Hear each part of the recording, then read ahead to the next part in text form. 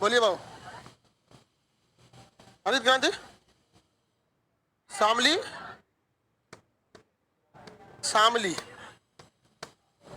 चलो अभी यहाँ ध्यान दो इधर। उत्तर प्रदेश बता दिए थे। देखिए उत्तर प्रदेश का यह एरिया क्या कहलाता है? पूर्वांचल। और इधर का एरिया पश्चिम प्रदेश कहलाता है। जो दिल्ली से सटा है वो पश्चिम पर, और जो बिहार से सटा है, जो मध्य प्रदेश से सटा है बुंदेलखंड, और जो ऊपर नेपाल से सटा है अवध, क्या कहलाता है? अवध। तो यूपी के कितने खंड देखे आपने? कितने खंड? किसी को कोई दिक्कत? ये जो बीच में बैठ रहा है सब लड़का, यहां से बैठना चालू करो। अब बैच ओवर होने के बाद तुरंत बीच का गली खाली रहना चाहिए। उसमें गर्ल्स निकलती हैं सब। अगर सब सैंडल उंडल खोल के ऐसा जाएगा तो 10 मिनट अपने में टाइम लगा देगा। जैसे क्लास छूटेगा खाली रहना चाहिए, ठीक है? और नहीं खाली रहा तो लड़की लोग का चढ़ देना।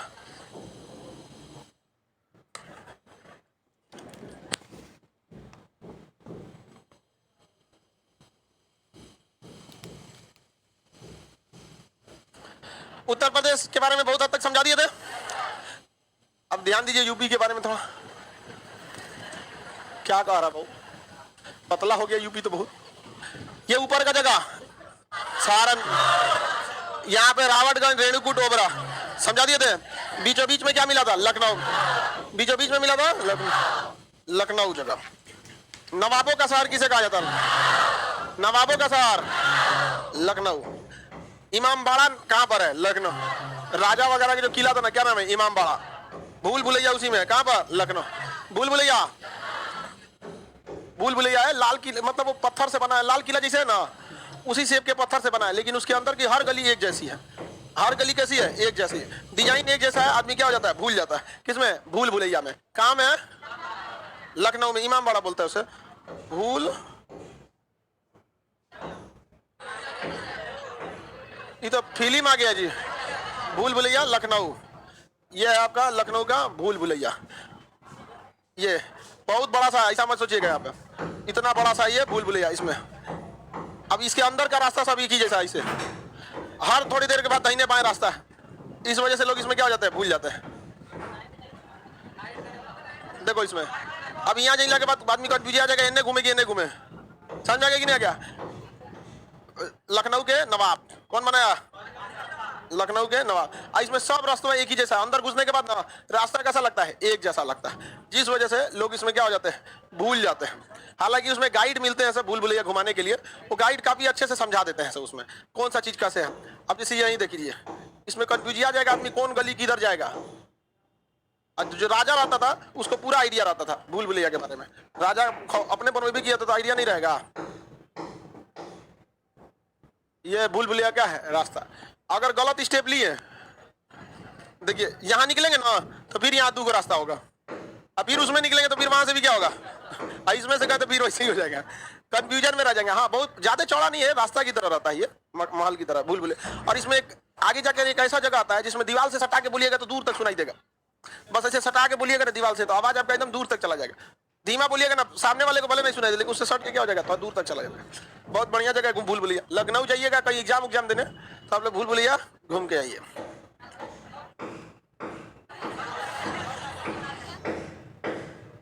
देखिए घूमने से भी बहुत सारा नॉलेज बढ़ता है, कॉन्फिडेंस बढ़ता है घूमने से। एक आपके हाव भाव में एक चेंजिंग आती है।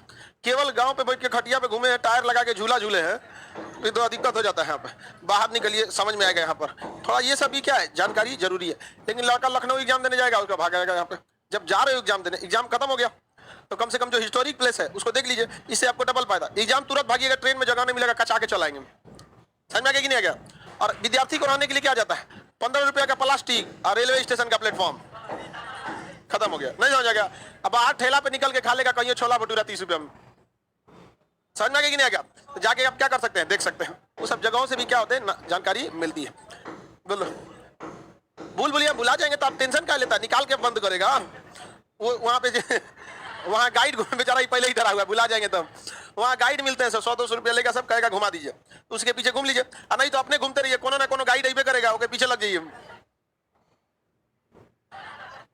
ये थोड़े कहेगा भागो मेरे पास से, आप कहेगा तुम भागो मेरे पास।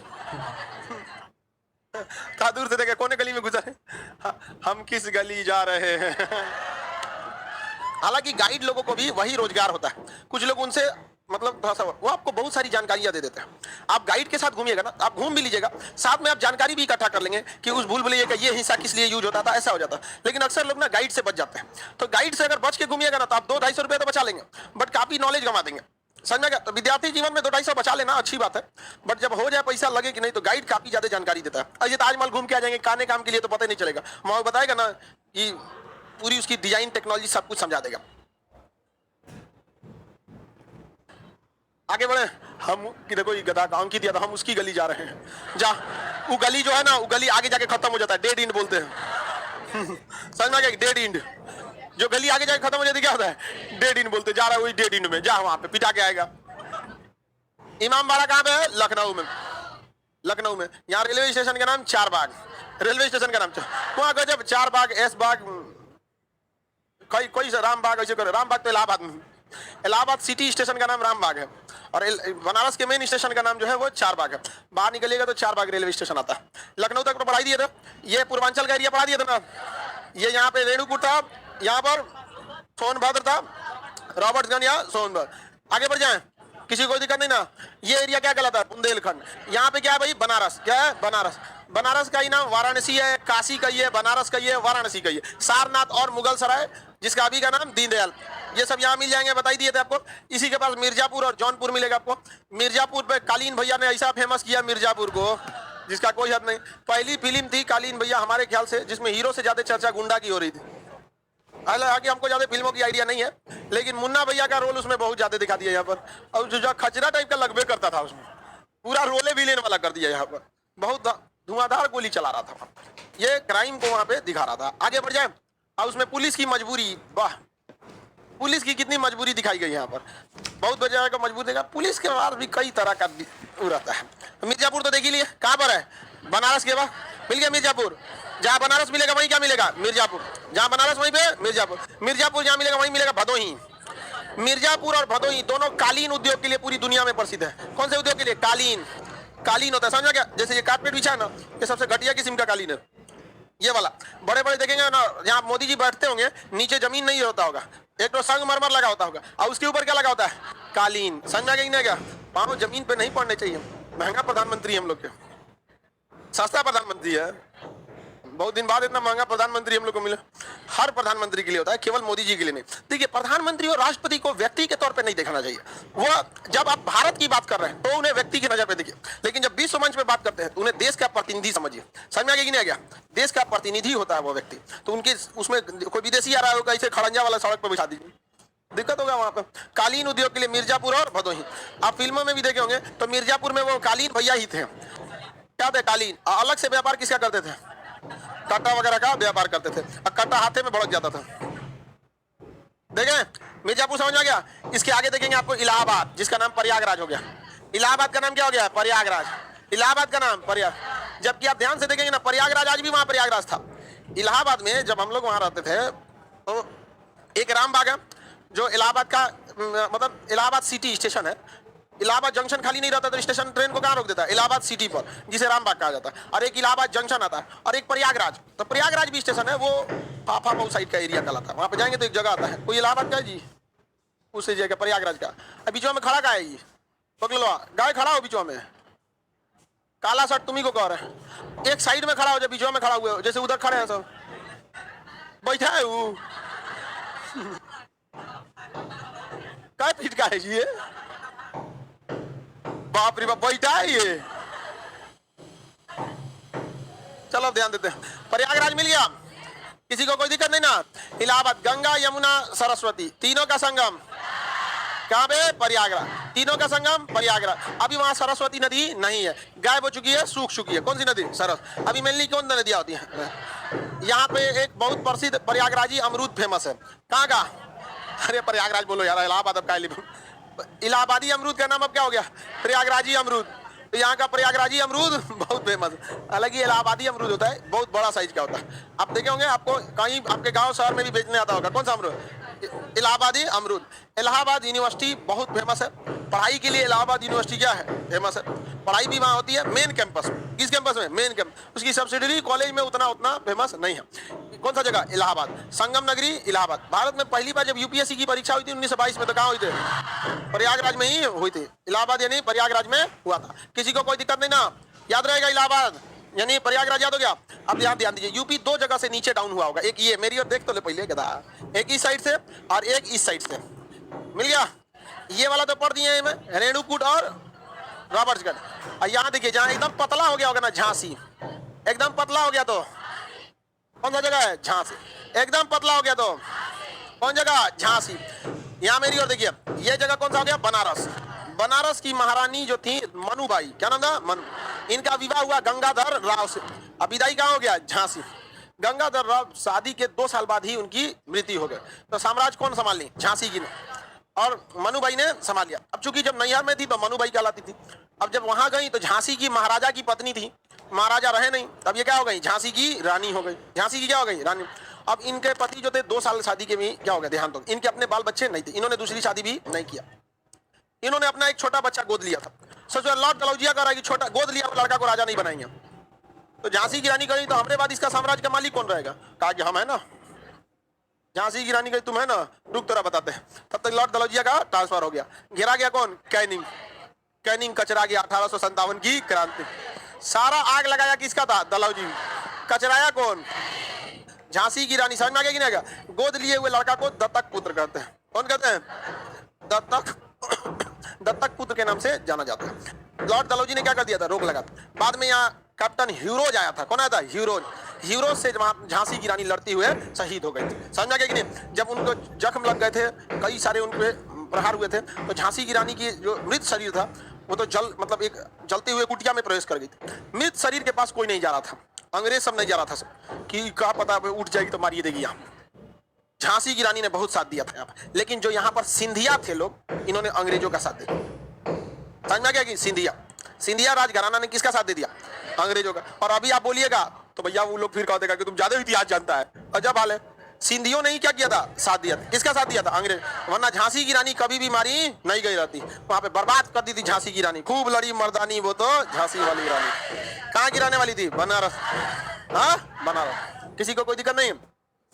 आज भी तो सिंधिया राजघराना है ही है ना जी। ज्योतिरादित्य राय सिंधिया, मतलब वो हम लोग के उड्डयन मंत्रालय उन्हीं के पास है, उड्डयन विभाग वगैरह उन्हीं के पास है, सिंधिया फैमिली के पास। आगे बढ़ जाए। इतिहास की घटना की वजह से वर्तमान में किसी को नहीं बोला जाता, लेकिन इतिहास भूला भी नहीं जाता।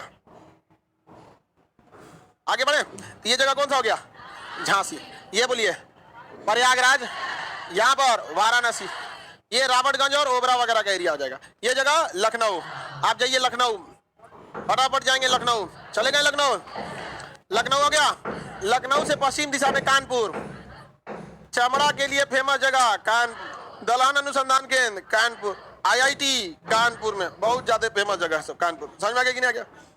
कानपुर। आगे बढ़ जाए। नहीं मिला कानपुर। औद्योगिक शहर कौन सा है? कानपुर। बहुत ज्यादा कारखाने कानपुर में, तो कारखाने भरे पड़े हुए। समझ में आ गया कि नहीं आ गया? इन्हीं कारखानों के मालिकों से पैसा वसूलता था विकास दुबे। समझ में आ गया कि नहीं? कानपुर के बिकरू गांव का था, लेकिन उसका दिन खराब था कि पुलिस वालों पे मार दिया। एक बार सोचिए जरा, पुलिस वाले अपने दिल पे हाथ रख के देखो। जब तुम्हारा पे गोली चला तो तुम रातों रात इनकाउंटर कर दिया मध्य प्रदेश से खून, और डेली जनता मरती है, तुम्हारा जमीन कहां सो गया रहता है। 8 को पुलिस वाले लोग शहीद हुए, पूरी पावर दिखा दिया। और जब यार डेली लोग मराते हैं, पुलिस पावर दिखाती है। अगर पुलिस, हकीकत कहा जाता है कि पुलिस चाहते तो मंदिर से चप्पल ना चोरी हो पाएगा, लेकिन कुछ मजबूरी पुलिस की और कुछ लापरवाही भी पुलिस की। मजबूरी ये कि राजनीतिक कारण होते हैं। ज्यादा कूदेंगे, नेतवा कह देगा सबकी सस्पेंड कर दीजिए, इसको सस्पेंड हो जाएंगे। क्योंकि सस्पेंड होने से कोई नियम कानून कह देगा डिसिप्लिन ठीक नहीं था, सस्पेंड कर दिया। कई रीजन होते हैं उनमें। समझ में नहीं गया? सुबह गाड़ी पलट के इनकाउंटर कर दीजिए, जाओ। ऐसे दुर्दांतों का इनकाउंटर होना भी सही बात है भाई। कम खतरनाक था, बताइए पुलिस वालों को ढूंढ दिया, आम आदमी को कितना मारा था। आगे बढ़िया। तो ये जगह कौन सा हो गया? कानपुर। औद्योगिक शहर कौन सा है? कानपुर। बहुत ज्यादा गंगा नदी के किनारे है और इतने उद्योग हैं, और वो उद्योग का कचरा कहाँ जाता है? गंगा नदी। और हमारी गवर्नमेंट गंगा नदी को साफ कर रही है। अजब हाल है भाई। आप कब तक ऊपर की शाखाएं काटते रहेंगे? जड़ काटिए, जड़। जितनी नदी फैक्ट्री हैं उनको स्पष्ट नॉर्म जारी कर दीजिए कि 1 साल के अंदर अंदर आप जो पानी गंगा नदी में छोड़ेंगे आपको उसे साफ करके छोड़ना पड़ेगा। वाटर ट्रीटमेंट प्लांट लगाइए, अपना पहले पानी वहां फेंकिए, उसके बाद वह पानी कहां जाएगा? गंगा में। गंगा गंदा कहां है जो उसको साफ करने की जरूरत है? गंगा को गंदा करने से रोकने की जरूरत है, ना कि गंगा को साफ करने की जरूरत है। गंगा साफ करने के लिए सोचिएगा और गंगा की गंदगी नहीं रोकिएगा तो कभी साफ नहीं हो पाएगा। बताइए 2500 किलोमीटर नदी जा रही है, कहां कहां से साफ कीजिएगा जी? गंदगी को क्या करना पड़ेगा? रोकना पड़ेगा। अब जैसे हमारे यहाँ छठ वगैरह होता है तो इस बार देखिए तो बड़ा व्यवस्था बढ़िया था, फूल वगैरह जो कुछ थे सब वो अलग डस्टबिन में डालना था। खैर फूल वगैरह तो सड़ के खत्म हो जाता है, लेकिन जो प्लास्टिक होता है ये सब होता है वो ये उसको अलग डस्टबिन में डालना था। तो जागरूकता तो आई, उसको गंदा करने से रोकना है। अब पता चला कोनो कुछ लिया गंगा में फेंक दिया, ये गड़बड़ बात है वहां पर। तो गंगा को साफ करने की नहीं, गंगा को गंदा होने से रोकने की जरूरत है। मैं 1 महीना गंगा को गंदा होने से रोक के देखिए, गंगा 1 महीना में स्वतः साफ हो जाएगी। लॉकडाउन में साफ हो गया था, तो अभी भी सरकार को क्या साफ करना है? गंगा साफ करना है। हाँ बताइए कभी साफ होगा? अब जैसे आप लोग विद्यार्थी को पढ़ने से कोई रोकना है, जब तक हम रहेंगे आप लोग यहाँ क्लास आना छोड़ेंगे? अब अगर कोई कहे कि ना विद्यार्थी को खान सर क्या नहीं पहुंचने देंगे, अरे यार खान सर को ले जाओ यहाँ से, ऑटोमेटिक विद्यार्थी बंद हो जाएगा, नहीं जाओ जाएगा।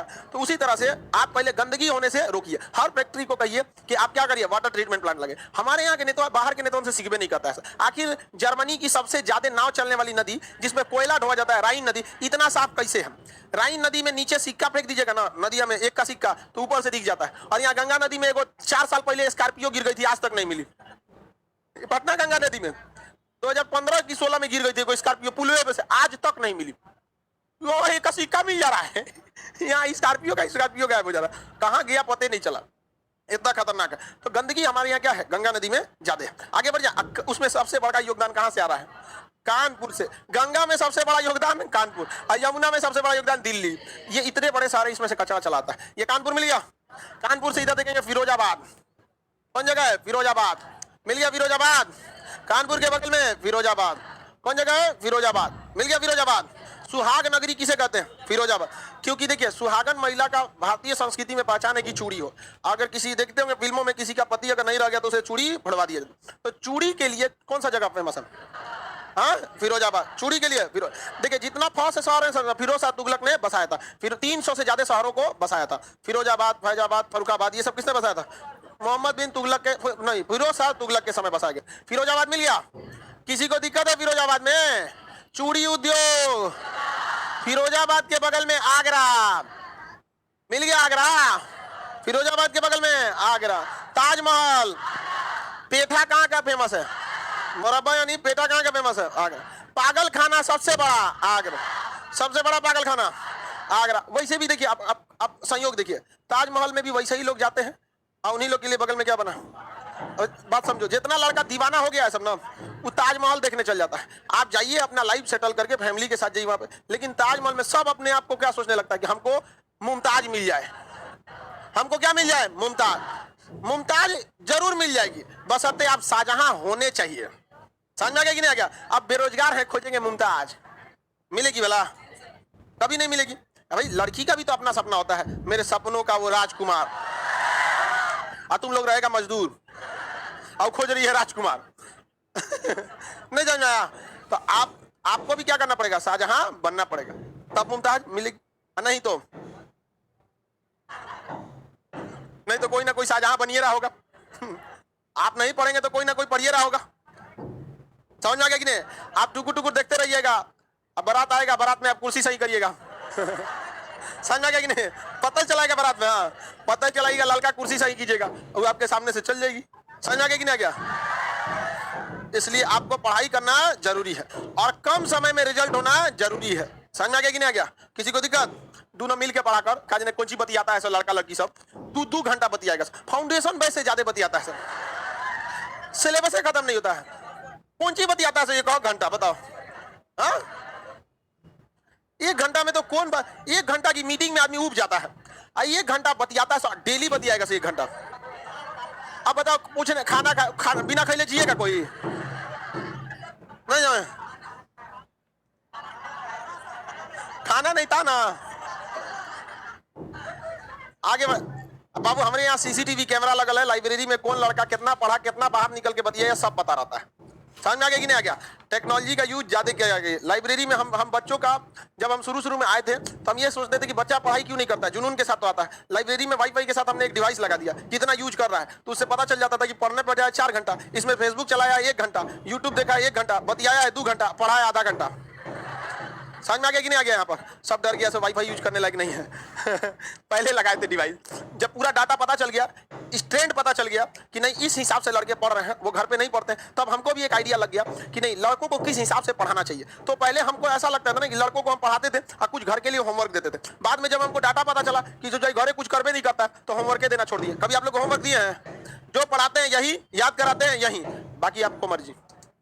समझ आ गया कि नहीं आ गया? लड़का सब क्या बात करता है सब समझे में नहीं आता है। लड़कियों का जो क्या बतियाती है सब, हाँ फाउंडेशन बेस से तगड़ा बात आ गया। उससे अच्छा है 1 घंटा पढ़ाई कर लो, उधर से वो भी पूछ लो, बता मुरादाबाद किस लिए? भाला। तब कहना ना पीतल के लिए। रामपुर चाकू। डिस्कस करना चाहिए कि नहीं करना चाहिए? टाइम का क्या करो, यूटिलाइज करो। अगर ऐसा करिएगा ना तो वो खुदे फोन करना छोड़ देगी, ब्लॉक कर देगा। लेकिन तुम लोग उसका खुदे मन बढ़ाया रहता है। तनी से बुखार हो जाएगा तो ऐसा कूदेगा जैसे लगेगा कि, समझ में आ गया कि? ये बहुत झूठ बोलती है लड़की सब। समझ में आ गया कि नहीं? ऐसे कहेगी सब, कहीं को भूख लगाता है, आओ खाना बना है लेते जाओ, चल जाया करो। समझ में आ गया कि नहीं? समझ में आ गया? अब क्या दिक्कत है, एक टाइम का उधरे से लेते हैं, 1 हफ्ता में सब समझ में आ जाएगा। नहीं समझ में आ गया? 1 हफ्ता के बाद कहते भाई दूसरे खोज लेते। देरी खाने ही चलाता है। आप पढ़ाई पर ज्यादा ध्यान देना चाहिए। आगरा मिल गया, बताइए पागल खाना, पागल खाना किसी को कोई दिक्कत नहीं ना? आगे बढ़ जाए। मेरी वाले का शादी है 11 तारीख को। बता तुम बेरोजगार रह गया, नहीं समझ आ गया कि ना गया? चलो आप चलिए आगे बढ़ जाते हैं। किसी को कोई दिक्कत नहीं ना? आगे बढ़ जाए। पागल खाना कहां पे सबसे बड़ा है? रांची में भी पागल।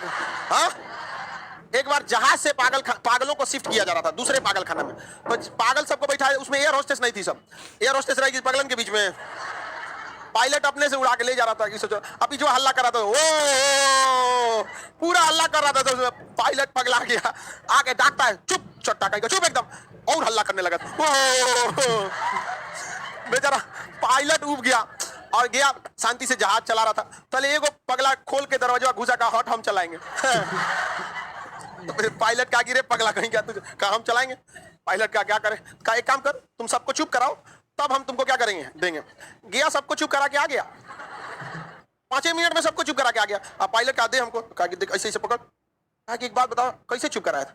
कहा कि एकदम सिंपल था, दरवाजा खोल के कहीं कि स्टेशन आ गया।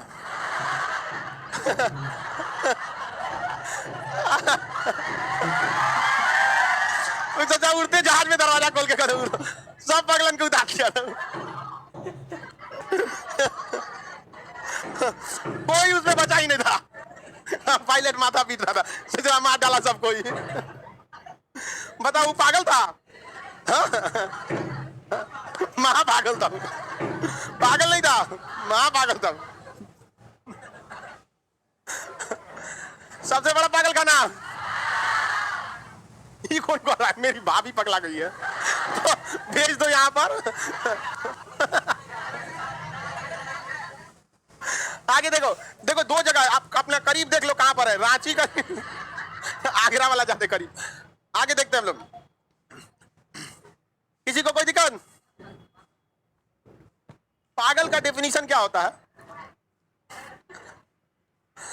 चलो देखो बैच में बहुत ज्यादा है सब पगला सब। चलिए ये आगरा समझ में आ गया कि नहीं आ गया? एक तो काला ताजमहल भी बनने वाला था, उससे पहले ही शाहजहां को जेल में पकड़ के क्या कर दिया, औरंगजेब ने। सफेद ताजमहल मुमताज के लिए और काला ताजमहल शाहजहां के लिए। कैसा लगता? काला बहुत सुंदर लगता, ग्रेनाइट का बना रहा था। किचन में देखिएगा ना कुछ काला रंग का स्लैब लगा रहा था, सुंदर लगता है कि नहीं? तो शाहजहां के लिए काला ताजमहल और मुमताज के लिए सफेद ताजमहल। समझ में आ गया कि नहीं आ गया? किसी को कोई दिक्कत नहीं है? आगे बढ़ जाए। बहुत सारे सैलानी पर्यटक क्या करते आते हैं, घूमने आते हैं ताजमहल को। ऐसे मॉन्यूमेंट ऐसे रहना भी जरूरी है। जैसे राजस्थान में किला बहुत अच्छा है, कुतुब मीनार, लाल किला, ये सब हवा महल, ये सब चीजें रहना जरूरी है। जैसे बिहार में देखिएगा राजगीर में शांति स्तूप, इस सब की वजह से टूरिस्ट भी क्या होते हैं, आते हैं। आगे बढ़ जाए, यहाँ पर आगरा मिल गया, किसी को दिक्कत आगरा में? बताइए। ताला पर आगरा समझ में आ गया? ताला आगरा के ऊपर देखेंगे अलीगढ़, नहीं मिला। आगरा के ऊपर, आगरा के ऊपर नहीं मिला अलीगढ़। अलीगढ़ मुस्लिम यूनिवर्सिटी कहाँ है? अलीगढ़ AMU बोलते हैं, अलीगढ़ मुस्लिम यूनिवर्सिटी। कोई किसी को दिक्कत? सर सैयद अहमद खान अलीगढ़ मुस्लिम यूनिवर्सिटी के संस्थापक, और इधर में मदन मोहन मालवीय किसके? BHU के संस्थापक। समझ में आ गया? ये दोनों बहुत बड़े क्रांतिकारी थे, इन्हें पता था कि लोगों को क्या कीजिए, शिक्षित कीजिए। आगे बढ़ जाए। अलीगढ़ में ताला बहुत ज्यादा उद्योग है। ताला उद्योग का क्वेश्चन पूछेगा, ताला परियोजना भूटान, ताला परियोजना भूटान, और ताला उद्योग भारत ने भूटान में एक ताला परियोजना नामक पानी का बिजली घर बनाया। समझ में आ गया कि नहीं? ताला परियोजना, ताला उद्योग, ताला उद्योग। आगे बढ़े। जंतर मंतर कई जगह पे है, 7-8 जगह, राजस्थान में भी है, दिल्ली में भी है। सबसे फेमस दिल्ली का जंतर मंतर। आगे बढ़ जाए। किसी को दिक्कत? आगरा मिल गया, अलीगढ़ मिल गया, अलीगढ़ के पास मथुरा, देखिए अलीगढ़ मिला, उसी के पास देखिए मथुरा मिला। मिला। अलीगढ़ के पहला अक्षर के नीचे कौन जगह है? मथुरा। कृष्ण भगवान कहाँ के? मथुरा। कृष्ण भगवान मथुरा। वहां वृंदावन मिलेगा, देखिए वृंदावन का कृष्ण कन्हैया, सबकी आंखों का था। कहाँ के थे वो? वृंदावन। लेकिन फिर राजा बनने कहाँ गए थे? द्वार। कहाँ पे? द्वार। मथुरा में कौन सा जगह मिल गया? वृंदावन। मथुरा में, मथुरा दो चीज के लिए फेमस है। अब किसी एग्जाम में ये थोड़ी पूछेगा कृष्ण भगवान के लिए फेमस है। मथुरा में तेल शोधन कारखाना है, रिफाइनरी है। क्या है? रिफाइन। जमीन के नीचे से, समुद्र के नीचे से जो कच्चा तेल निकलता है वो गाढ़ा मार की तरह होता है। चावल से पहले मार निकलता था, अभी के चावल से मार नहीं निकलता। पहले चावल बनता था पतीली में, और उससे क्या निकलता? मार। अब मार को चावल में डाल के आदमी खा लेता था, मार भात। आजकल मार नहीं निकलता है। आज कोई बनाता? कुकर में नहीं निकलता है, अब अभी भी निकलता होगा। हम लोग तो बचपन में स्कूल में ले जाते थे टिफिन में, हाँ, और CBSE वाला मजाक उड़ाता था, क्या है ये? और वो अपने ले आता था पराठा और जैम। अब अपना चेरी ले आएगा, ब्रेड और चेरी ऐसे यहाँ पे अजब टाइप का था। वो सब खाने का चीज है जी, ब्रेड और सब हवा में रह जाएगा आदमी। अब बढ़िया एक थरिया मार भात चोखा खा लीजिए, एकदम दिन भर के लिए सही रही। आगे बढ़ जाए तो कच्चा जो पेट्रोल होता है वो कैसा दिखता है? मार की तरह। उसको छानेंगे तो क्या निकलेगा? डीजल, पेट्रोल, केरोसिन, अलग अलग निकलेगा। और उसके बाद जो बच जाएगा कचरा, उससे बनेगा वैसलीन, उससे बनेगा suns bullet proof moisturiser cream. समझ में आ गया कि नहीं? देखिएगा महिला सब इसे लगा लेती है समय। आप पुरुष बिना लगेले घूमता है, चितकबरा होके आ जाता है। देखिए ठंडी के दिन में ऐसे ही घूमेगा छत पे, चितकबरा हो जाएगा। अब महिला सब क्या करती है? कुछ बुलेट प्रूफ टाइप का लेमिनेशन लगा देती है। हाँ, वो होता है, इसे बुलेट प्रूफ का काम करता है। आगे बढ़ जाए। मथुरा मिल गया। कहाँ है मथुरा? मथुरा मिला, सबको मिल गया मथुरा। मथुरा के नीचे फतेहपुर सिकरी। अकबर ने राजधानी किसे बनाया था? अकबर ने राजधानी बनाया फतेह, लेकिन फतेहपुर सिकरी के पास रेगिस्तान होने की वजह से पानी की किल्लत हो गई। समझ में आ गया कि नहीं आ गया? तो वापस राजधानी कहाँ गई? दिल्ली। आगरा गई। आगरा गई। शाहजहां के समय राजधानी कहाँ गई थी? दिल्ली। शाहजहां के समय दिल्ली, बाकी के समय आगरा। किसी को कोई दिक्कत नहीं है? आगरा में शाहजहां ने क्या किया था? ताजमहल बनवाया, बहुत बड़का बड़का। मिल गया फतेहपुर सिकरी। किसी को दिक्कत? वापस जाइए आप लोग। मथुरा आ गया। मथुरा। अलीगढ़। अलीगढ़ के ऊपर देखेंगे गाजियाबाद। मिल गया गाजियाबाद। दिल्ली से एकदम सटा हुआ है, कौन सा जगह? गाजियाबाद। तो जो भी शहर दिल्ली से सटे हुए हैं सब, अब वो सब का सब क्या हो चुका है? दिल्ली में आ चुके हैं। किस में आ चुके हैं? दिल्ली। पता ही नहीं चलेगा आपको दिल्ली में कैसे आ गए। देखिए दिल्ली जो शहर था बहुत घनी आबादी हो गई थी। कहां पर? दिल्ली में। तो बाहर दिल्ली में 1990 के दशक में एक सड़क बनाया गया था जिसका नाम था रिंग रोड। रिंग रोड किसके बाहर था? दिल्ली के बाहर। दिल्ली के बाहर कौन सा था? Ring road. तो रिंग, अगर किसी को मान के चलिए, इधर देखो बाबू, रिंग रोड गोल होता है, वो शहर को बाहर फेंक देता है आदमी को। अब किसी को हरियाणा जाना है यूपी से, तो पहले दिल्ली क्रॉस करके जाता था, शहर में घुसता था तो जाम में फंस जाता था।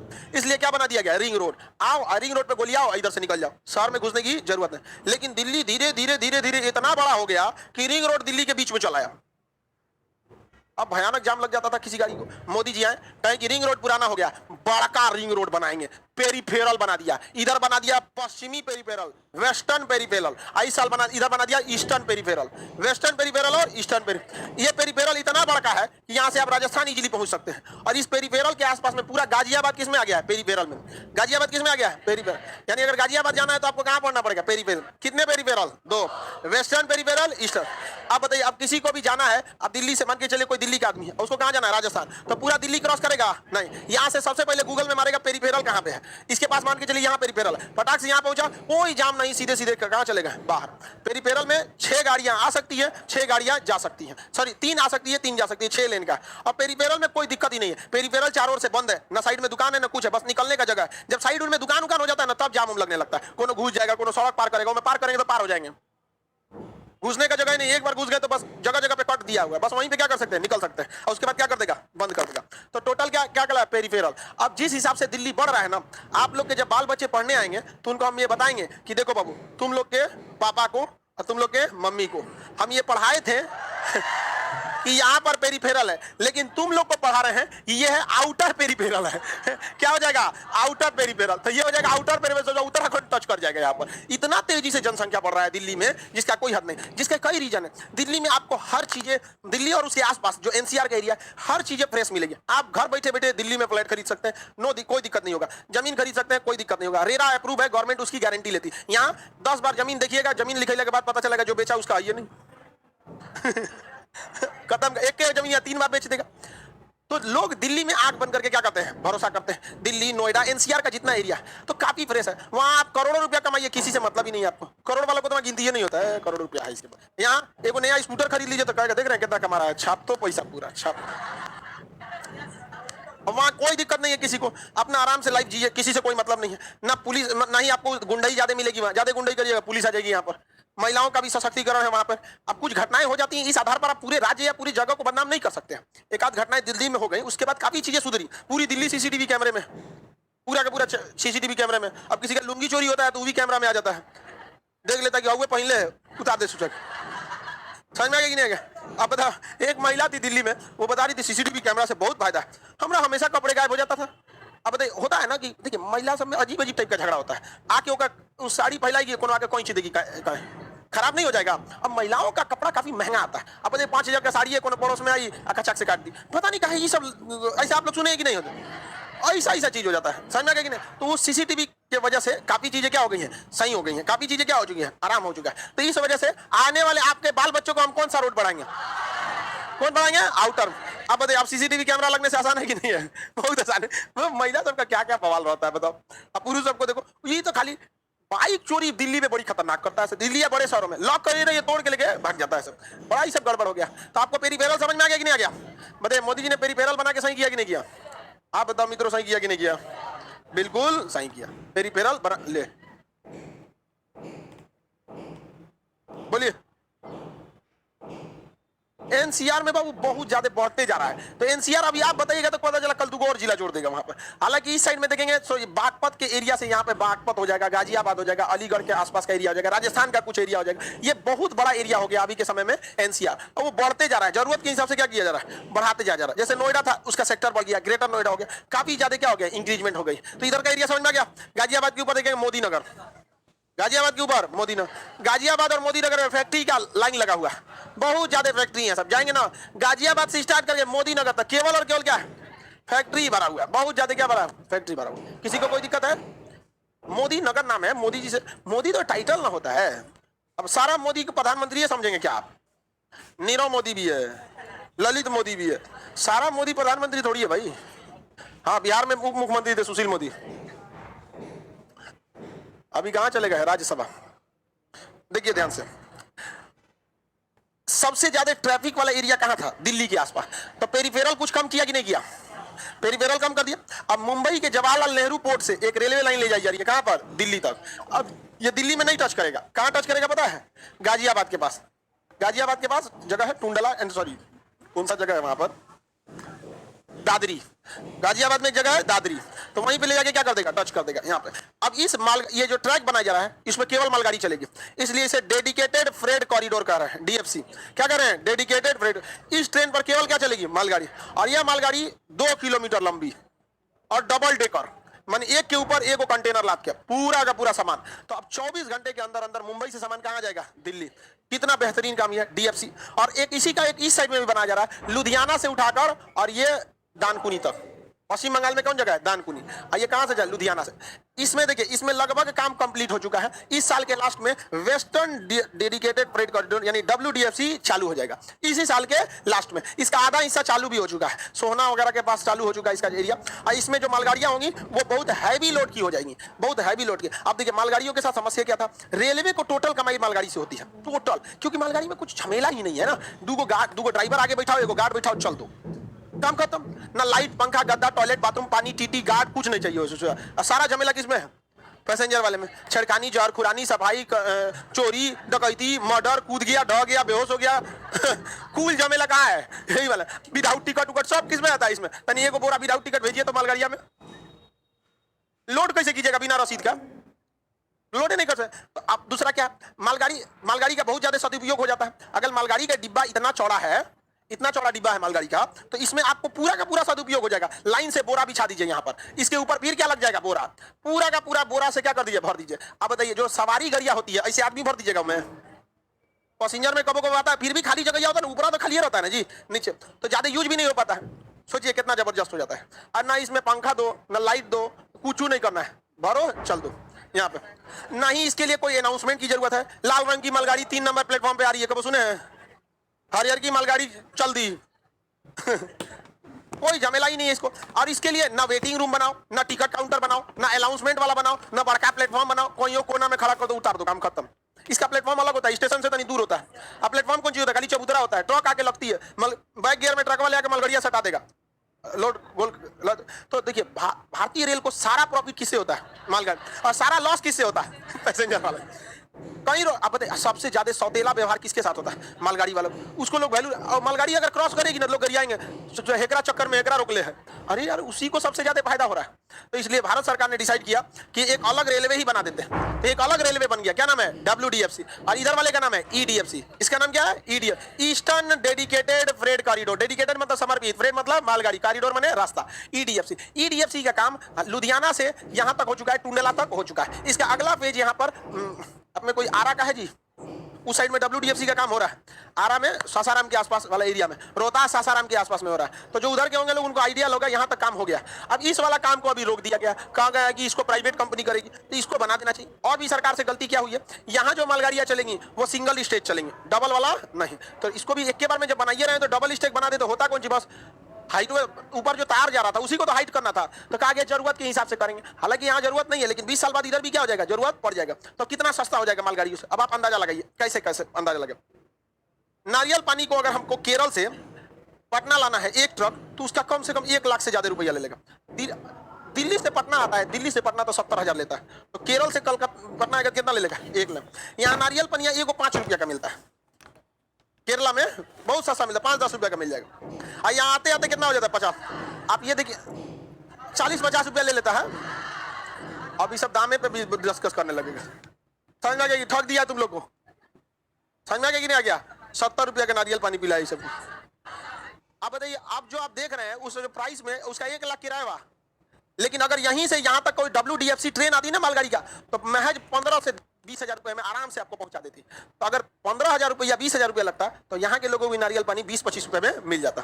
यहाँ मिल पाता है? नहीं मिल पाता। यही गड़बड़ हो जाता है। अब नासिक से दिल्ली का आदमी प्याज मंगाएगा एक ट्रक, तो ले लेगा ट्रक वाला 60,000 रुपया।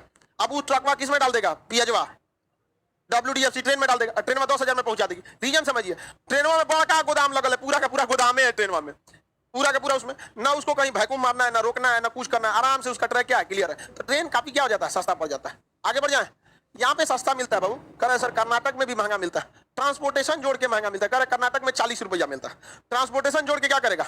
उसमें ट्रांसपोर्टेशन और प्रॉफिट भी जोड़ना होता है कि नहीं होता?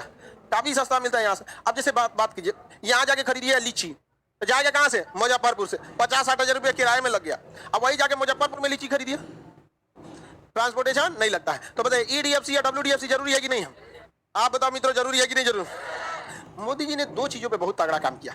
एक ट्रांसपोर्टेशन, जिसमें सड़क भी शामिल है, रेल भी शामिल है। दूसरा विदेश नीति। विदेश नीति को काफी एग्रेसिव फॉलो किया इन्होंने। लगभग नहीं करता कि विदेश मंत्री की कोई जरूरत है, अकेले संभाल के रखे रहते हैं। यहाँ पे दो चीज में बहुत ज्यादा अच्छा काम किया, दो चार चीज को बहुत ज्यादा चौपट हो गया। एक एजुकेशन, मतलब ही नहीं है, एक एजुकेशन, दूसरी इकोनॉमी, ये दो चीज गड़बड़ है। एक आम जनता को विदेश नीति से ज्यादा बहस नहीं होता, तो देश चलाने के लिए दोनों चीजों की जरूरत होती है। लेकिन ये सब काम में बहुत बेहतरीन काम किया। समझ में आ रहा है कि नहीं आ रहा? किसी को कोई दिक्कत है? उत्तर प्रदेश समझ में आ गया? दोनों जरूरी है सर।